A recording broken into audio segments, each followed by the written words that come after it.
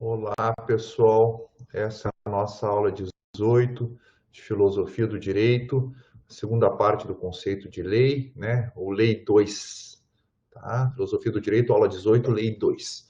O que a gente estava vendo? Estamos vendo as características, né, que apresentam uma norma, que torna uma norma uma verdadeira lei. 8 características formais foram listadas pelo Fuller.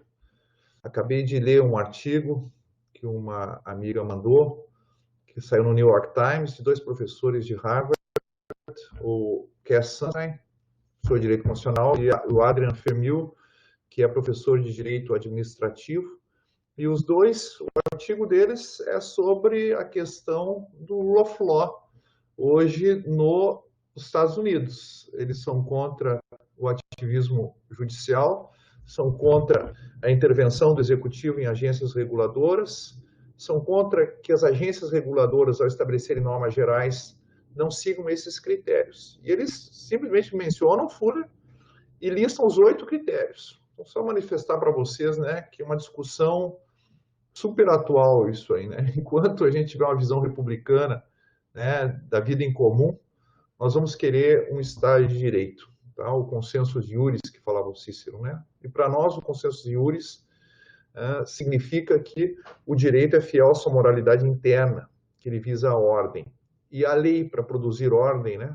Lembram, né, Tomás de Aquino? A lei é um modo de ordenar, é uma certa arte de ordenar a vida humana, tá?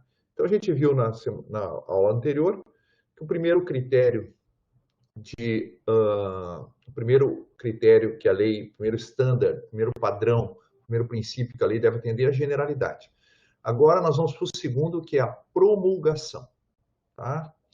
Embora não esteja previsto na Constituição Americana, diz o Fuller, duvido que tenha passado na mente de algum congressista a possibilidade de não promulgar as leis. Ah, não precisa promulgar, não está escrito na Constituição. Cara, não precisa estar escrito na Constituição. Não precisa positivar.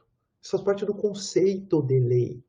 Como é que a lei vai poder ordenar a conduta humana se ela não é promulgada? E, de novo, pegamos esses nossos autores bem díspares, né, de correntes filosóficas completamente distintas. Mas quando falam da lei, tem que dizer a mesma coisa. Eles têm que se ater aos mesmos 8 critérios que foram enunciados ou listados pelo Fuller, mas que toda pessoa razoável é obrigada a admitir. Tomás de Aquino. Para que a lei obtenha a força de obrigar, é necessário que se aplique aos seres humanos que, segundo ela, devem ser regulados. Tal aplicação se faz enquanto é levada ao conhecimento deles pela própria promulgação. Cara, como é que vai ordenar a conduta das pessoas? Tem que ser aplicada às pessoas. Ora, as pessoas vão aplicar essas regras à sua própria conduta se as conhecerem.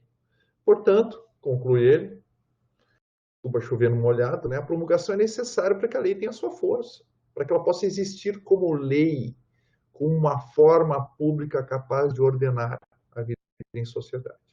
Hobbes. Como a lei é um comando que consiste na declaração ou manifestação da vontade de quem ordena, oralmente ou por escrito, ou mediante outros sinais suficientes da mesma vontade, podemos compreender que o comando do Estado só é lei para aqueles que têm meio para dela se informarem. Ah, o Hobbes é a favor do Estado absoluto. Sim, só que o Estado absoluto significa o seguinte, que ele sempre pode mudar as suas leis. Tá?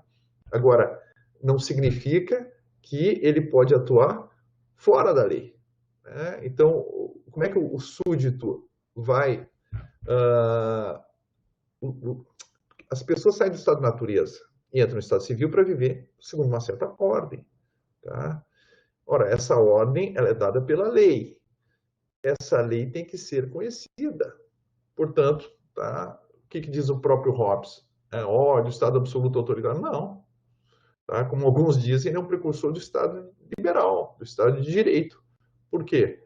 Porque ele diz, olha, o Estado só pode comandar mediante a lei, e uma lei promulgada. Então, outra frase dele que está, né, no Leviatã. As leis devem ser expressas por sinais suficientes, pois de outro modo ninguém saberia como obedecê-los. Como é que eu posso ordenar a minha conduta? Como é que eu posso ajustar a minha conduta às outras pessoas? Como é que eu posso ajustar a minha conduta face a uma reação do Estado, uma sanção, uma recompensa, tá? Se eu não conheço a lei? O Hayek vai dizer o seguinte, né, sobre esse mesmo item, né? Pulamos direto de um autor do Estado absolutista para um libertário, né? Rule of Law significa que todas as ações do governo são regidas por normas previamente estabelecidas e divulgadas. Isso é o Rule of Law, tá? Ou seja, as normas que foram promulgadas, que todos conhecem, o Estado se atém a elas. Bom, então nós podemos falar que no Rule of Law, na regência do direito, tá? Ou no império do direito. A Hannah Arendt dá um exemplo, né, que ela vai dizer o seguinte: no regime nazista, vigorava um estado de permanente ilegalidade, no qual muitas das normas em vigor já não eram do domínio público. Tá? Isso está na origem do totalitarismo. Né? Vejam ali, né? Na página 444, nota 9. A Alemanha era governada por uma legislação secreta. Tá? Ou seja, claro, né, como a Hannah Arendt vai dizer, o objetivo do Estado total é a dominação total. Então, não pode haver ordem, ok? Não pode haver ajustamento das pessoas entre si. O que há é o domínio total. E, para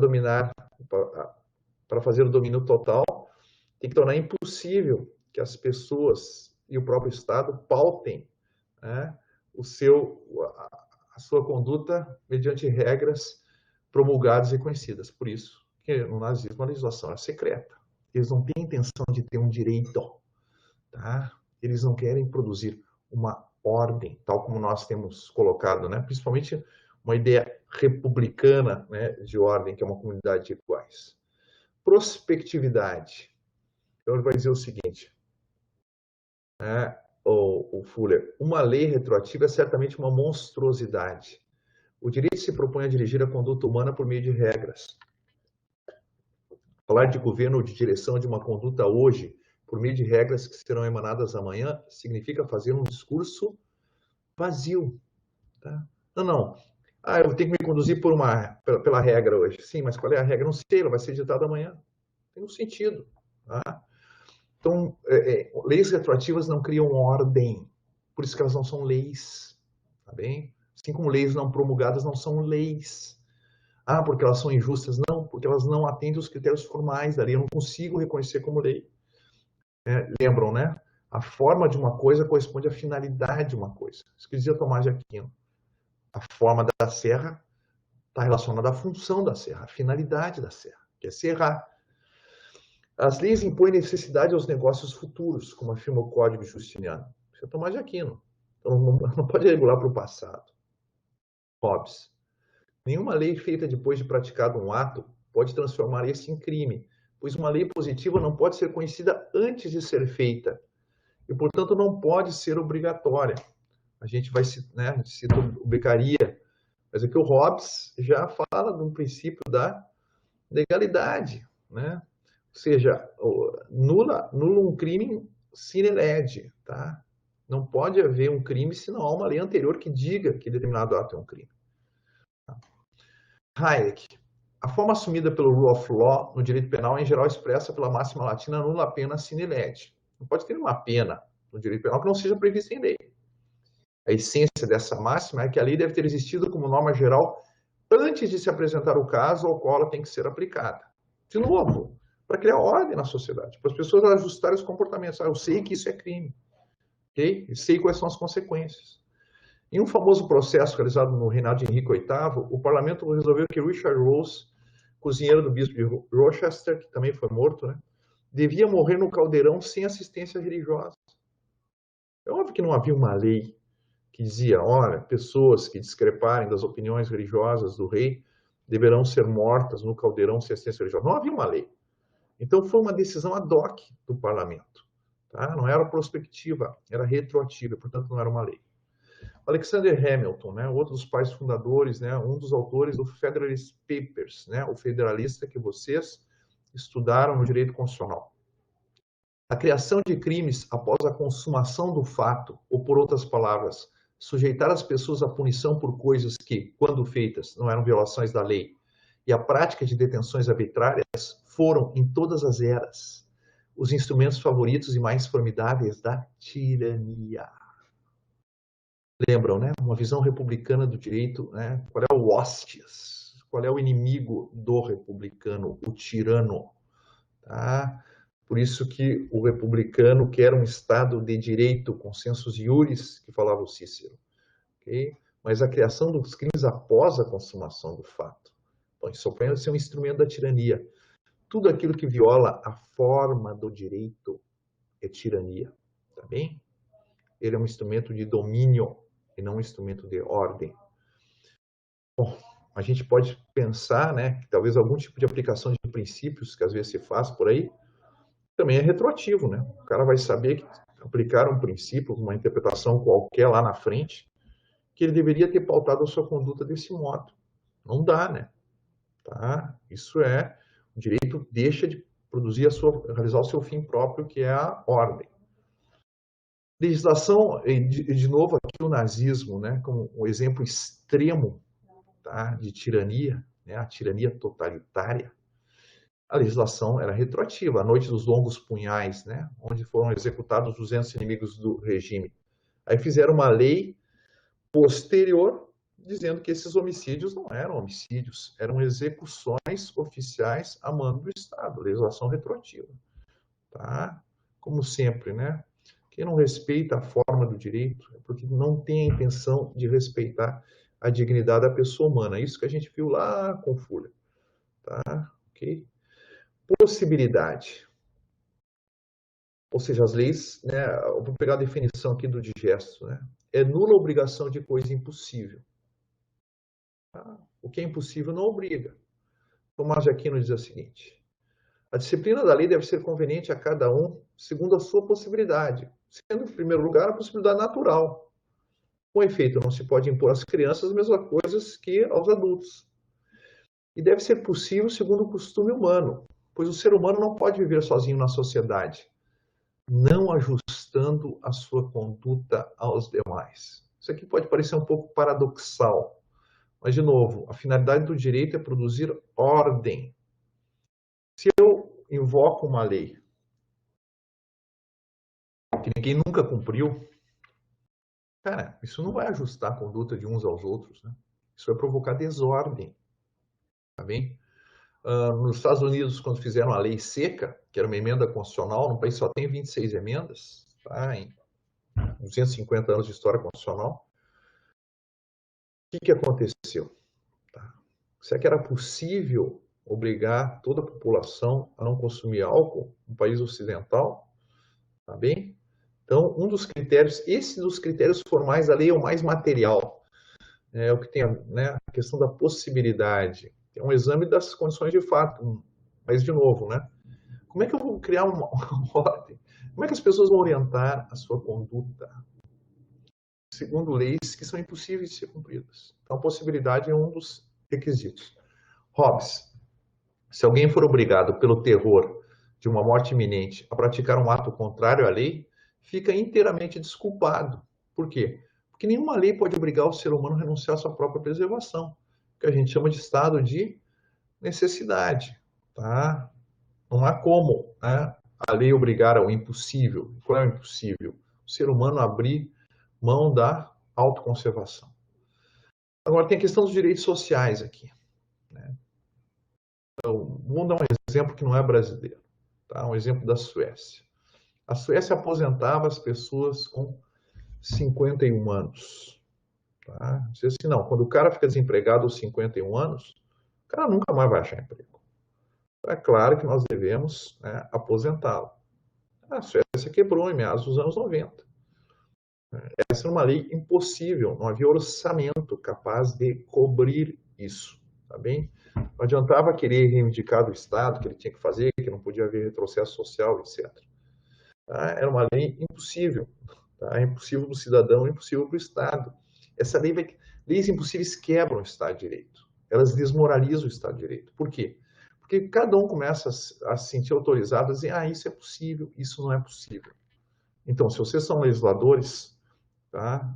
Não criem leis impossíveis. Isso enfraquece, desmoraliza, desautoriza o Estado de Direito. Tá? Se é lei, em princípio tem que ser possível. Tá? A pessoa não pode nem se perguntar, ok? Porque isso é uma patologia tão estranha à sua experiência que ela nem ouve falar de leis que não podem ser cumpridas. Tá bem? Clareza. Uma legislação obscura, quinto requisito, né? Uma legislação obscura pode tornar um comportamento segundo a lei inviável. Claro, né? Como é que eu vou me comportar segundo a lei se eu não sei o que ela significa?